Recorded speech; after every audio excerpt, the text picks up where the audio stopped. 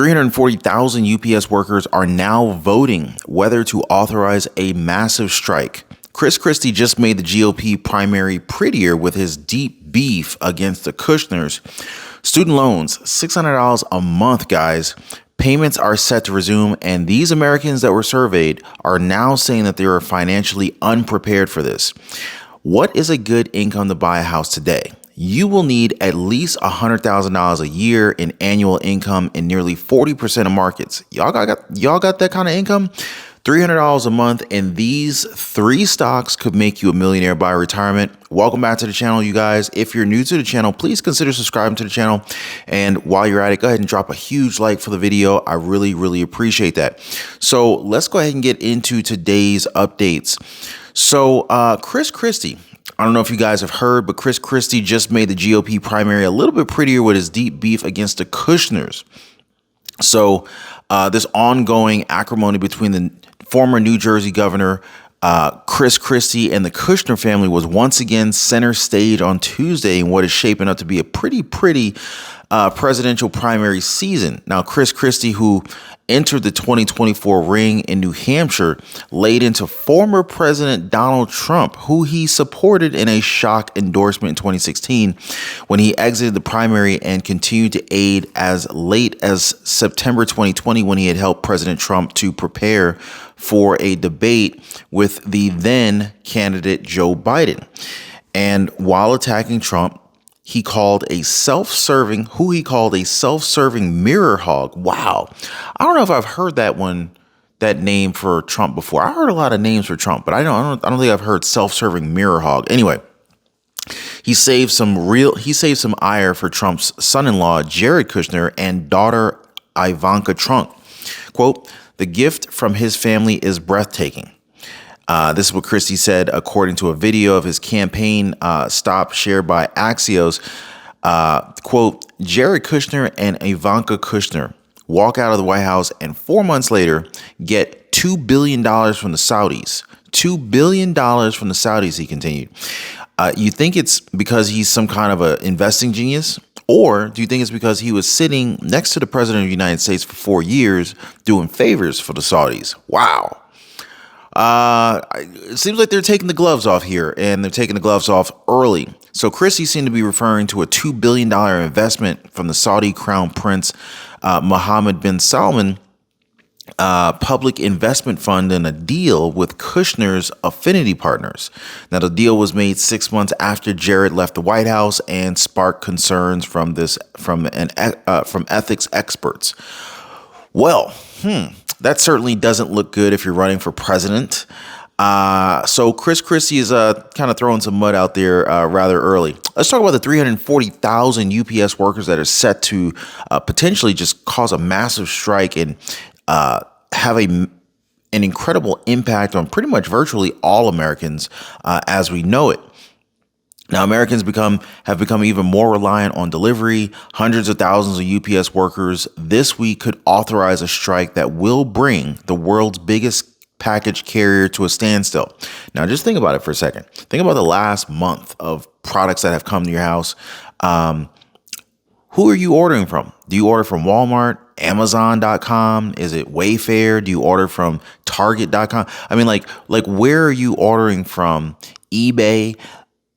If you are receiving deliveries, this strike could certainly have a tremendous impact on you. So UPS workers will vote this week to authorize, or whether or not to authorize, a strike if their union, the International Brotherhood of Teamsters, does not reach a new contract with UPS by August the 1st. Now, the vote results will be announced next week on June 16th. So what's that, like 9 days from now, something like that? I think that's 9 days. No. Yeah, I think that's 9 days from now. So basically, the strike authorization votes are routine during contract negotiations and almost always pass. Now, a nationwide UPS strike would be the largest work stoppage in U.S. history. The union represents more than half of the UPS's total global employee base of 340,000 people. UPS Teamsters, which includes drivers and package sorters. So, I mean, I've never worked for UPS, FedEx, or United States Postal Service, but I would imagine between the drivers and the package sorters, those are some pretty freaking critical jobs. So if all those drivers and package sorters were to just suddenly go on strike, obviously that would be a huge problem. Voting will occur in person. Voting will occur in person both at local union halls and at the gates of the UPS facilities. Says here, quote, "The time has come to use our strongest leverage and officially remind UPS that hundreds of thousands of Teamsters are getting ready to withhold our labor to ensure UPS acts accordingly," end quote. It really sounds like the little guy is actually trying to use the collective bargaining power by coming together and coming after the wages that they deserve, or at least they're certainly they're attempting to do this. The National Committee strongly urges all UPS Teamsters to vote yes to authorize a strike. This is how we win, end quote. Now, the UPS and the Teamsters have been negotiating since April. The company said that they had reached agreements on several important issues last month, including operating priorities, the use of technology and in-video camera, as well as noting advanced discussions and many other topics. Now, my first question is what if you go on strike and the CEO says, you know what, I'm going to call your bluff. I'm not going to succumb to your demands. What happens at that point? Like how long would the standoff take place for, right? And if there was a standoff, who would end up giving first? Would the CEO ultimately say, you know what, we're bleeding too much cash. All right, guys, how much did you guys want for raises? Okay, fine. I'm going to cut you guys the checks. Or the other thing could, the flip side to it could be, all right, well, how many employees who are now on strike how long can they hold off? How long can they go without income in hopes of getting what their demands are, which is higher pay, likely improved, greater benefits, and so forth. So it's like, who is at greater risk of being in more pain as a result of this strike? Let me know what you guys think about this. And let me know if you or anyone you know has ever been involved in a strike, and how did those negotiations take place? How did those work out for you guys? Hit me up in the comments down below. So basically, a strike at UPS would virtually affect nearly every household in the country. An estimated 6% of the nation's gross domestic product is moved in UPS trucks every single year. The explosive growth of online retail has made the company and its drivers much more crucial than ever to the nation's struggling supply chain. Beyond the company's home deliveries, it also delivers many of the goods found in stores, factories, and offices.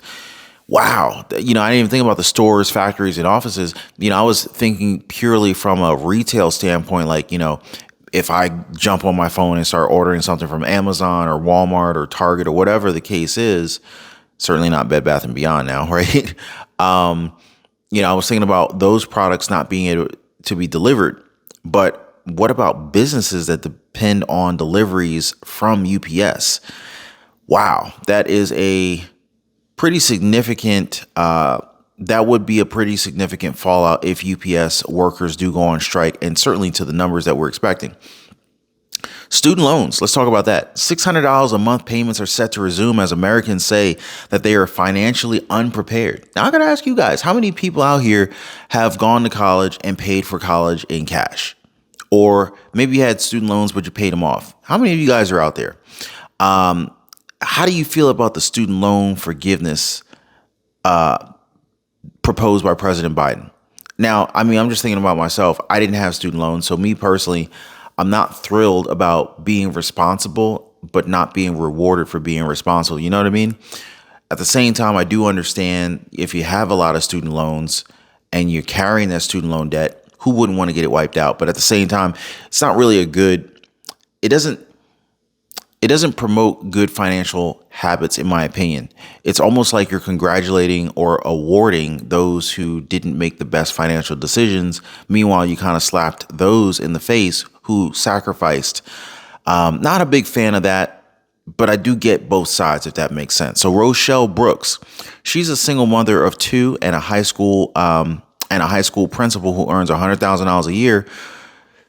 She recently moved in with her mother because she cannot afford the high rent in Los Angeles. Now, keep in mind, this woman, she's a single mother of two and a high school principal who earns $100,000 a year. She is saying that she cannot afford rent in Los Angeles. Her student loan debt is nearly $240,000, and she doesn't know how she's going to afford to make her student loan payments within the next few months. Now, this is what I'm talking about, guys. High income earners, and I'm not saying like $100,000 a year is a tremendous amount of money, but it's certainly above the average. And this is how people, this is one way, this is one example of how people, Americans, people in the United States can be earning $100,000 a year and live paycheck to paycheck. A lot of people think, oh, wow, $100,000 a year is so much money. How could you ever live paycheck to paycheck? Well, think about it. If you make $100,000 a year, you got two kids, you're single, and you have $240,000 in student loan debt that helped you to make that $100,000 a year, you have no money left over. So you are living paycheck to paycheck. Now, this is not everybody's situation, but this certainly is hers.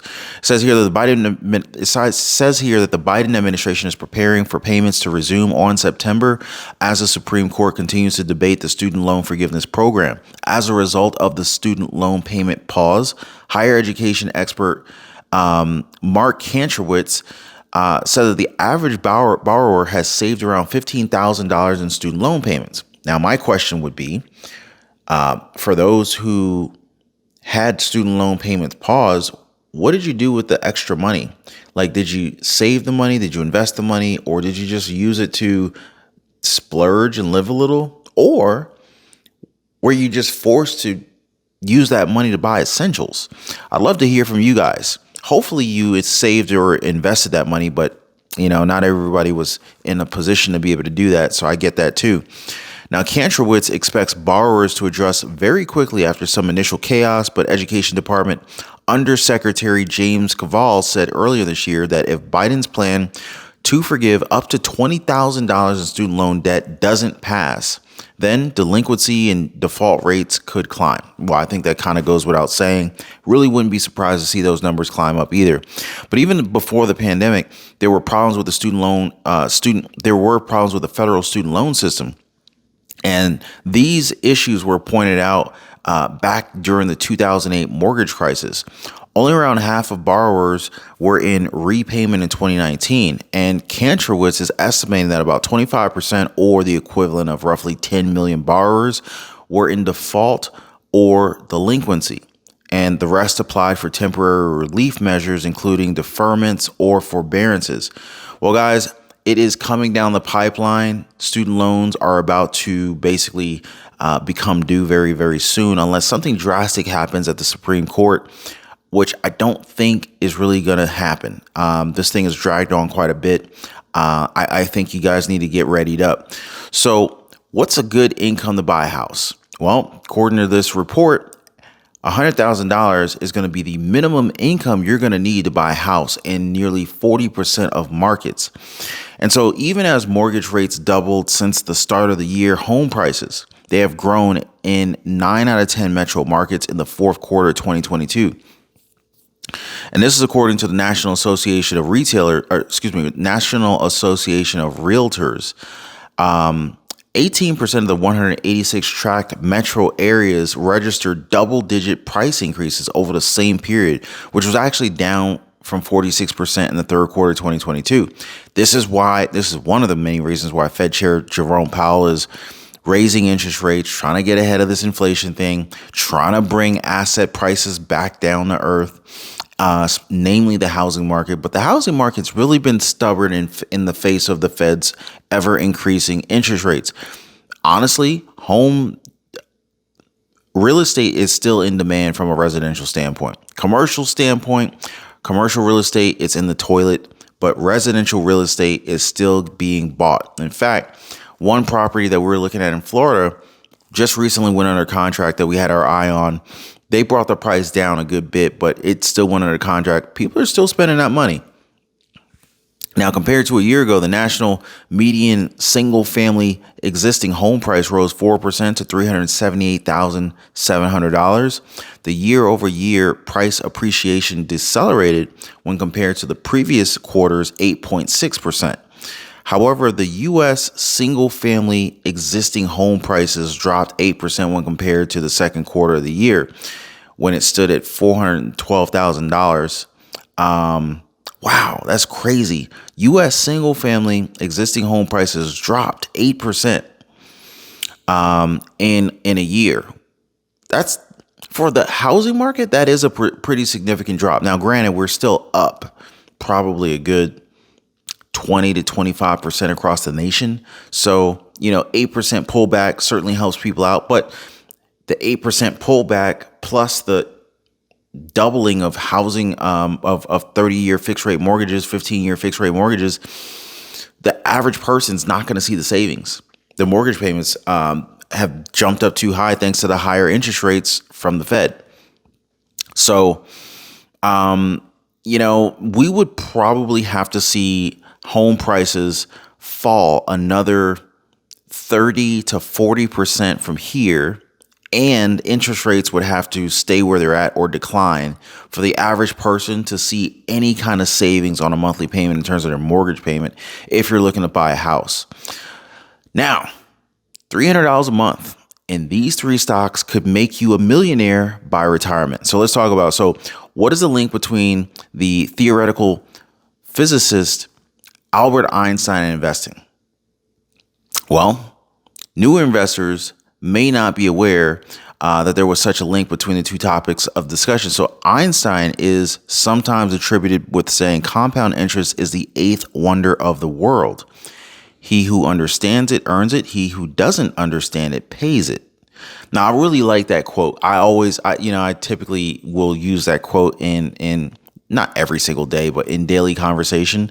But it means a lot. And it's kind of like, okay, how we often talk on the channel, if you're paying 18% interest on your credit cards and you're trying to invest in the stock market or even just keep your cash in the bank, you're getting destroyed. So, but people who don't understand this concept of having 18% interest going out in the form of, interest being billed to you versus a measly 1% or half a percentage interest rate being paid to you by your bank. If you're in that situation, you clearly are not understanding the power of compound interest. And just as the saying goes, compound interest is the eighth wonder of the world. He who understands it earns it, and he who doesn't understand it pays it. So obviously you want to get yourself into a situation where you're not paying it and you're earning that compound interest. Now, investing with as little as $300 a month into the stock market at its historical annual total rate of return of 10% for 35 years is enough money to start from nothing and also become a millionaire. Now, I want to repeat that. $300 a month into the stock market at its historical annual total rate of return of 10% per year for 35 years is enough time to bring you from $0 to becoming a millionaire. So here are three stocks to think about steadily investing $100 a month into that could ultimately put you on your way to becoming a millionaire in a little over 3 decades. Now, of course, none of this is financial advice. It's purely for education or for entertainment purposes. This is not financial advice. I'm not a financial advisor. I'm not a tax advisor, yada, yada, yada. So AbbVie, a dividend king with the potential of a promising future. So AbbVie is best known for its smash hit immunology therapy Humira. I always see those commercials, but I don't know anybody who's personally taking it. But anyway, so evidently people are buying this stuff up. Now, despite the slew of biosimilar competition that the medicine is facing in 2023, the consensus is that Humira will still haul in $13.5 billion in revenue for the pharmaceutical company for the year, with 10 other products that are set to generate at least $1 billion in sales each. So that's a good $10 billion right there at a minimum. And it's pretty safe to say that AbbVie's product portfolio is a little bit robust, right? Definitely want to see more than one strong product, and AbbVie definitely has more than one. So the company's commitment to innovation has paid off for shareholders over the last 5 years. Get this, guys, a $10,000 investment in the stock would now be valued at over $18,000 with dividends reinvested. This is a 12% compound annual rate of return. And so for context, that's a little bit more than the $17,000 that an investment in the S&P 500 would have made you. So, so AbbVie, ticker symbol ABBV on the stock market, could very well be one of those stocks that could make you a millionaire in less than a little over 3 decades. Air products and chemicals, selling inputs into products we can't live without. Now, you might not realize it, but air products and chemicals, ticker symbol APD, gases play a key role as inputs into a variety of commonly used products such as beer, gasoline, medicine, and smartphones, tablets, and laptops. Because of its critical nature to our everyday lives, a $10,000 investment into this company that was made 5 years ago would now be worth $19,000 with dividends reinvested. This is right here how you make compound interest work for you. Looking ahead, the demand for air products and chemicals, industrial gases such as hydrogen, oxygen, and carbon dioxide is sure to grow along with the demand for consumer products. They are saying investors can scoop up shares of this stock and its 2.6% dividend at a forward PE ratio of 22. And essentially, this could very well be one of those stocks that kind of gets us a little bit closer to hitting that $1 million retirement goal. All right.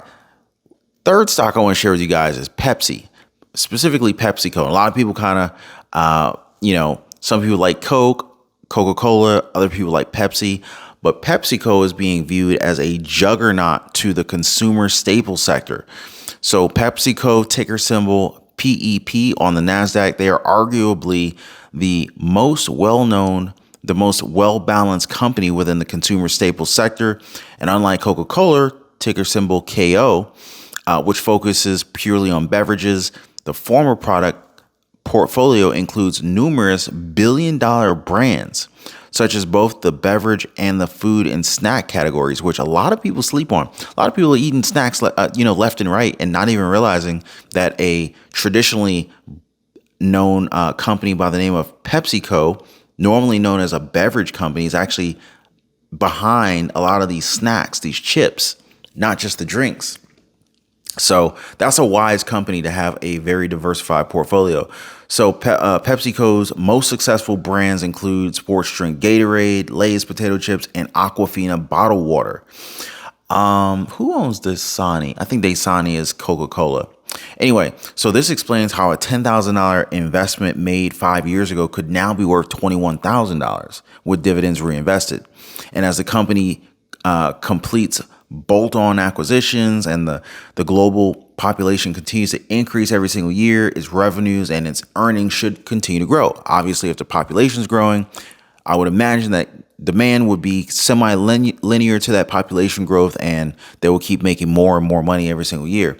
Now, analysts believe that PepsiCo's earnings will increase by 7.8% each year through the next 5 years. So there you go, guys. These are 3 stocks that could potentially make you a millionaire, assuming you invested $100 per month into each one of these stocks for the next 35 years. So drop me some comments, you guys. Let me know if this was inspirational to you. Let me know if you learned anything in today's video. And make sure to share this video with everyone you know. I love having these conversations with you guys. I really feel like we're having a conversation when I make these videos. So drop me some comments down below. Be sure to subscribe and drop me some comments. Let me know if you want me to talk about something particular in future videos. Appreciate you guys. Y'all be safe out there. I'm going to see you on the next one.